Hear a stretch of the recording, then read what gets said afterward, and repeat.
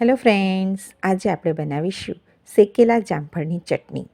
શું તમે શેકેલા જામફળની ચટણી ખાધી છે? આ ચટણી ટેસ્ટમાં ખૂબ જ સરસ લાગે છે. સાથે ફાઇબરથી ભરપૂર અને પેટની તકલીફ હોય, પાચન ક્રિયામાં પ્રોબ્લેમ થતો હોય તો તેના માટે ખૂબ જ ઉપયોગી છે. તો ચલો પૌષ્ટિક અને એકદમ ટેસ્ટી એવી ચટપટી જામફળની ચટણી રેડી કરીએ. શેકેલા જામફળની ચટણી બનાવવા માટે આપણે અહીંયા જામફળ લીધા છે. જામફળને સરસ રીતે ધોઈ લઈશું. હવે આપણે તેને ગેસ ઉપર આ રીતે શેકી લઈશું. તો બંને જામફળને સરસ રીતે આપણે શેકીને રેડી કરી લીધા છે. તેને ઠંડા થવા દઈશું.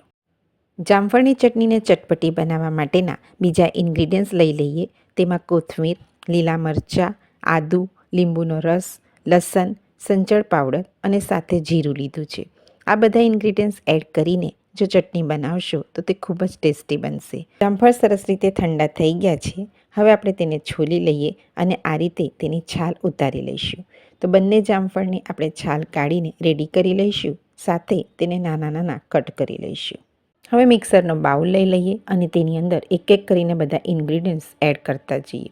સાથે કટ કરેલા જામફળ પણ એડ કરી દઈએ અને ચટણીને સરસ રીતે ક્રશ કરી લઈશું. જામફળની ચટણી ખાવાના ઘણા ફાયદા છે. કોઈને પેટની સમસ્યા હોય, પાચન ક્રિયામાં તકલીફ પડતી હોય તો તેના માટે ખૂબ જ ઉપયોગી છે.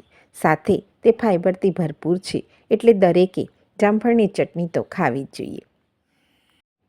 તો તમે જુઓ, એકદમ ટેસ્ટી સ્વાદિષ્ટ એવી આપણી જામફળની ચટણી રેડી થઈ ગઈ છે. ચોક્કસથી રેસીપી ટ્રાય કરજો, તમને ખૂબ જ ગમશે. જો તમને મારો આજનો વિડીયો ગમ્યો હોય તો મારા વિડીયોને લાઇક કરજો, શેર કરજો. સાથે મારી ચેનલ અનન્યાઝ હોમ કિચનને ચોક્કસથી સબસ્ક્રાઈબ કરજો. ફરી મળીશું આવી નવી નવી રેસીપીઓ સાથે.